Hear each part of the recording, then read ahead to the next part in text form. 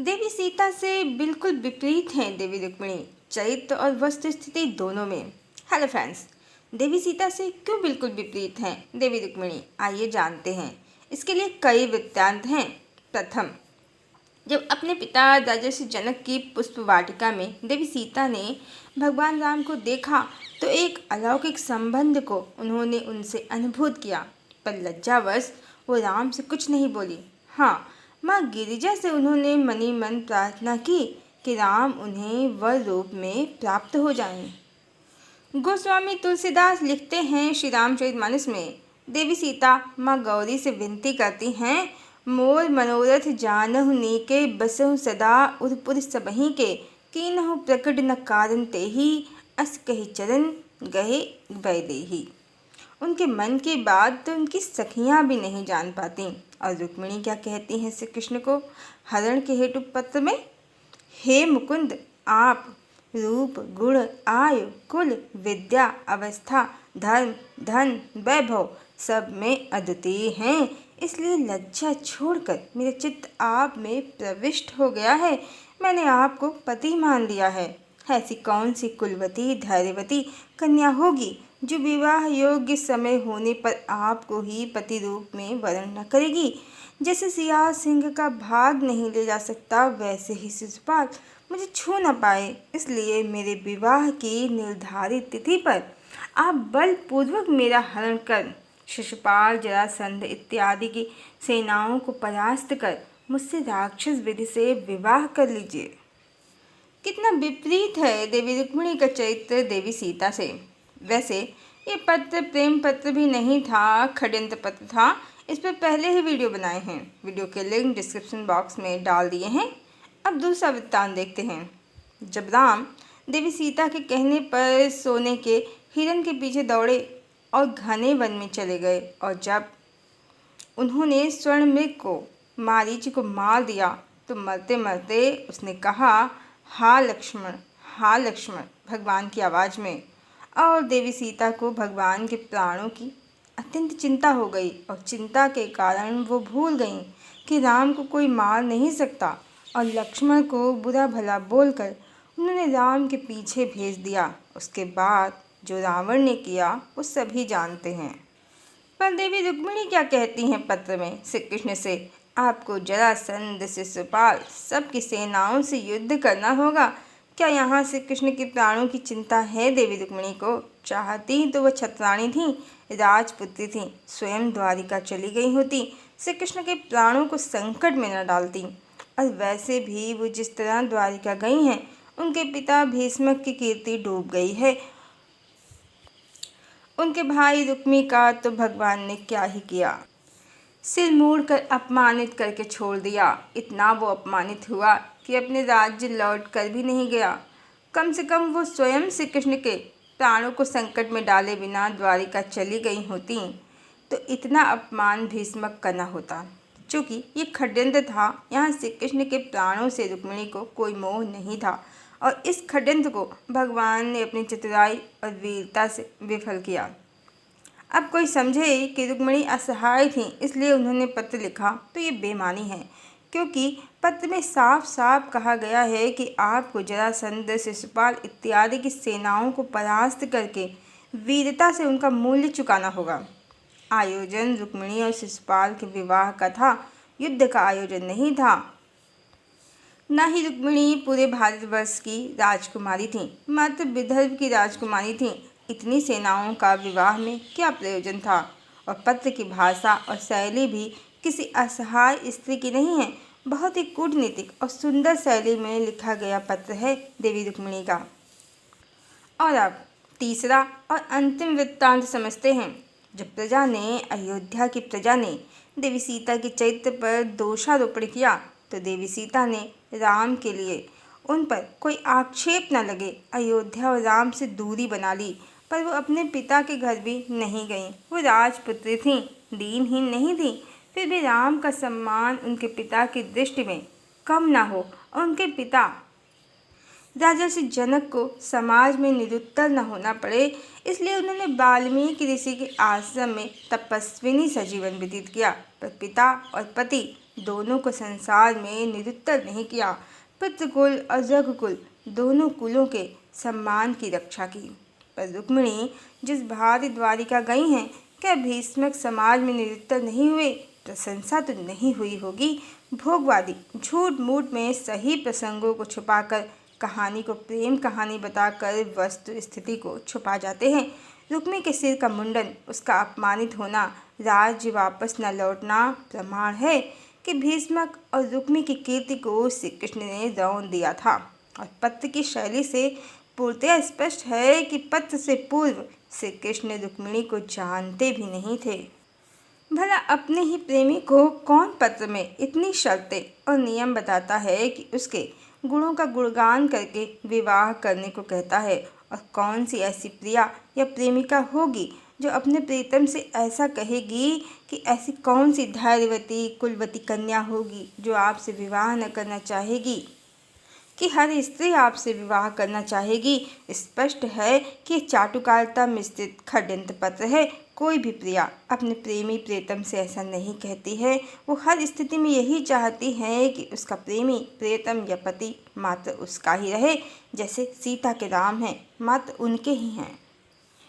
और यही कारण रहा श्री कृष्ण के अनेक हजारों विवाहों का। प्रथम तो पत्र ही षड्यंत्र पत्र था।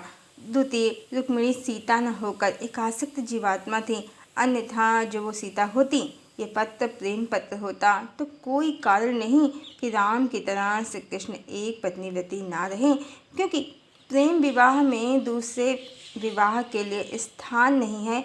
और सीता आदि शक्ति हैं, लक्ष्मी हैं, भगवान विष्णु का अर्धांग है, जिनके रहते दूसरा विवाह संभव ही नहीं है। चूँकि रुक्मिणी समेत जितनी भी 16,108 नारियां श्री कृष्ण की रानी बनी, सभी मात्र त्रेतायुग की भगवान राम पर आसक्त स्त्रियां थीं और इनकी इच्छा पूर्ण करने के लिए भगवान को आदिशक्ति देवी राधा से विरह सहना पड़ा। पर भगवान ने अपनी प्रिया के प्रति समर्पण पूरी निष्ठा से व्यक्त किया। प्रथम तो हजारों विवाह करके किसी को महत्व नहीं दिया, स्वयं पर अधिकार नहीं दिया। दूसरे, युद्ध के मैदानों से अपूर्ण विधियों से विवाह करके इनको देवी सीता का स्थान और सम्मान भी नहीं दिया। सभी जानते हैं राम ने समस्त वैदिक रीतियों के साथ माता पिता गुरुजनों के आशीर्वाद के साथ देवी सीता का पारिग्रहण किया था, जबकि श्री कृष्ण 16,108 रुक्मिणी समेत 16,108 विवाहों में कहीं दूल्हे बनकर बारात सजाकर नहीं गए। युद्ध के मैदानों से इन्हें द्वारिका लाकर इनसे विवाह किया। रुक्मिणी को तो अपने माता पिता का आशीर्वाद भी नहीं मिला अपने विवाह में, बल्कि भीष्मक की जग हंसाई बहुत हुई। ये तो चरित्र है देवी रुक्मिणी का। आइए वस्तु स्थिति भी जानते हैं।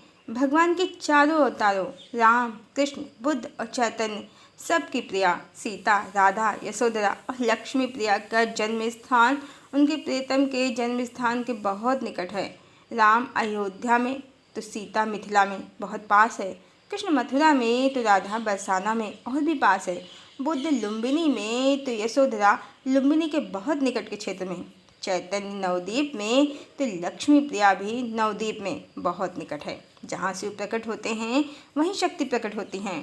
पर रुक्मिणी तो विदर्भ महाराष्ट्र में जन्मी हैं। विदर्भ मथुरा से बहुत दूर है। दोनों स्थानों की संस्कृति, रहन सहन, परिवेश सब भिन्न है। देह त्याग की दृष्टि से भी सीता, राधा, यशोधरा और लक्ष्मी प्रिया अपने प्रियतम से पहले ही देह त्याग देती हैं। पर श्री कृष्ण रुक्मिणी समेत अपनी सभी रानियों से पहले ही देह त्याग देते हैं। शक्ति शिव में समा जाती हैं, तब शिव संसार त्यागते हैं। श्री कृष्ण रुक्मिणी के संदर्भ में रुक्मिणी से पहले श्री कृष्ण देह त्याग देते हैं। विवाह सीता, राधा, यशोधरा और लक्ष्मी प्रिया तत्व से सभी अपने प्रियतम की एकमात्र पत्नी हैं, जबकि रुक्मिणी श्री कृष्ण की एकमात्र पत्नी नहीं हैं। श्री कृष्ण ने हजारों विवाह किए हैं। अब विरह दुर्वासा ऋषि के श्राप के कारण रुक्मिणी श्री कृष्ण से 12 वर्ष अवश्य दूर रही हैं, पर उसके बाद जीवन पर्यंत साथ ही रही हैं। जबकि भृगु ऋषि के श्राप के अनुसार भगवान को अपनी प्रिया से जीवन के पूरे एक भाग में विरह सहना होगा, और विरह मात्र संसार के कल्याण के लिए होगा। ज्ञात हो कि सीता, राधा, यशोधरा और लक्ष्मी प्रिया से भगवान हर जन्म में जीवन के उत्तरार्ध में बिछड़ गए हैं और भगवान का शेष जीवन संसार के कल्याण में ही गया है। पर रुक्मिणी का विरह जो श्री कृष्ण से हुआ है 12 वर्ष का, तो भगवान ने मात्र 12 वर्ष ही संसार का कल्याण किया हो, तो ऐसा तो बिल्कुल भी नहीं है। और ये विरह परिस्थितियों वश न होकर दुर्वासा ऋषि के श्राप के कारण हुआ है, और वास्तव में श्राप विरह का है भी नहीं, मात्र समीप न आने का है। चूंकि रुक्मिणी खड्डंत करके आई थीं, इसी कारण दुर्वासा ऋषि को श्री कृष्ण की रक्षा के लिए ऐसा कूटनीतिक श्राप देना पड़ा। और ये 12 वर्ष वो 12 वर्ष हैं जो देवी सीता को विवाह के तुरंत बाद अयोध्या में, देवी राधा को श्री कृष्ण के साथ वृंदावन में, यशोधरा को गौतम बुद्ध के साथ कपिलवस्तु में और लक्ष्मी प्रिया को नवद्वीप में चैतन्य महाप्रभु के साथ मिले हैं। पर ये 12 वर्ष विवाह के तुरंत बाद दुर्वासा ऋषि के श्राप के कारण रुक्मिणी को नहीं मिले हैं। इस तरह देवी सीता या देवी यशोधरा या देवी लक्ष्मी प्रिया के रहते भगवान एक पत्नीव्रती रहते हैं, पर रुक्मिणी के रहते भगवान पुनः पुनः विवाह करते हैं। और भगवान के राम अवतार में उनके पुत्र लव कुश और बुद्ध अवतार में उनके पुत्र राहुल उनकी कीर्ति को बढ़ाते हैं, जबकि रुक्मिणी समेत श्री कृष्ण की सभी रानियों के पुत्र मदिरा पान कर आपस में उलझकर मर जाते हैं। इस तरह चरित्र और वस्तु स्थिति दोनों में ही रुक्मिणी देवी सीता से पूरी तरह विपरीत हैं। और सबसे सुंदर और महत्वपूर्ण अंतर आदिशक्ति और देवी रुक्मिणी में है कि जहाँ रुक्मिणी को पत्र लिखना पड़ता है श्री कृष्ण से विवाह हेतु, वहीं आदिशक्ति की हर जन्म में भगवान के साथ अलौकिक संबंध की कहानी है, प्रेम संबंध की कहानी है। भगवान की प्रिया को उन्हें पत्र नहीं लिखना पड़ता है, वो उनसे विधाता के लिखे संयोग से मिलती हैं और भगवान उन्हें देखते ही पहचान जाते हैं। देवी सीता की अलौकिक संबंध की कहानी है भगवान राम के साथ, देवी राधा की भी अलौकिक संबंध की कहानी है श्री कृष्ण के साथ, देवी यशोधरा की भी अलौकिक संबंध की कहानी है सिद्धार्थ गौतम बुद्ध के साथ। जब यशोधरा ने बुद्ध से संबोधि के बाद पूछा था कि क्या अब वो उनके भाग्य में नहीं है, तो बुद्ध ने कहा था हम जन्मों के साथी हैं। बुद्ध दीपांकर के आशीर्वाद से हम जन्मों के साथी हैं। बस इस जन्म में तुम्हारी सहनशीलता, धैर्य और तप के कारण ही मैं संबोधि को प्राप्त कर पाया हूँ। और चैतन्य महाप्रभु की भी देवी लक्ष्मी प्रिया के साथ अलौकिक संबंध की कहानी है। और इससे भी ज़्यादा इंटरेस्टिंग फैक्ट ये है कि चारों देवियों सीता, राधा, यशोधरा और देवी लक्ष्मी प्रिया सबकी अपने प्रियतम से प्रेम कहानी भी है। और उससे भी अधिक बहुमूल्य बात की जिस तरह रुक्मिणी पत्र लिखती हैं विवाह हेतु, आदिशक्ति को कभी भगवान से नहीं कहना पड़ता कि मैं आपसे विवाह करना चाहती हूँ। ईश्वर स्वयं अपनी प्रिया से प्रेम की पहल करते हैं, उनकी लज्जा और सम्मान दोनों का ध्यान रखते हैं और शिव सती के लिए तड़पते हैं, राम सीता के लिए और कृष्ण देवी राधा के लिए। और सती के विरह में जब शिव समाधि लगा लेते हैं, तो सती पार्वती के रूप में जब जन्म लेती हैं, तो शिव से नहीं कहती हैं कि मुझसे विवाह कर लो, बल्कि ध्यान लगाती हैं और अपनी ऊर्जा को शिव की ऊर्जा से मिला देती हैं और बता देती हैं कि वो पुनः आ गई हैं। और शिव की बारात और शिव पार्वती का विवाह तो जगत में विख्यात है। परमात्मा जब भी विवाह करते हैं अपनी सनातन अर्धांगिनी से, तो वैदिक रीति से ही करते हैं, जैसे शिव सती का हुआ है, शिव पार्वती का हुआ है, जैसे सीता राम का हुआ है, जैसे बुद्ध यशोधरा का हुआ है और जैसे चैतन्य लक्ष्मी प्रिया का हुआ है। जिस तरह श्री कृष्ण ने रुक्मिणी से विवाह किया है युद्ध और हरण के माध्यम से, वैसे नहीं करते हैं भगवान अपनी भगवती से विवाह। श्री कृष्ण अवतार में भगवान ने भगवती से विरह सहन किया और हजारों की आसक्ति के बंधनों को काटा, पर किसी से उस भांति विवाह नहीं किया जैसे शिव ने पार्वती से किया, राम ने सीता से किया, क्योंकि ये आसक्त जीवात्माएं थीं, भगवान की भगवती नहीं।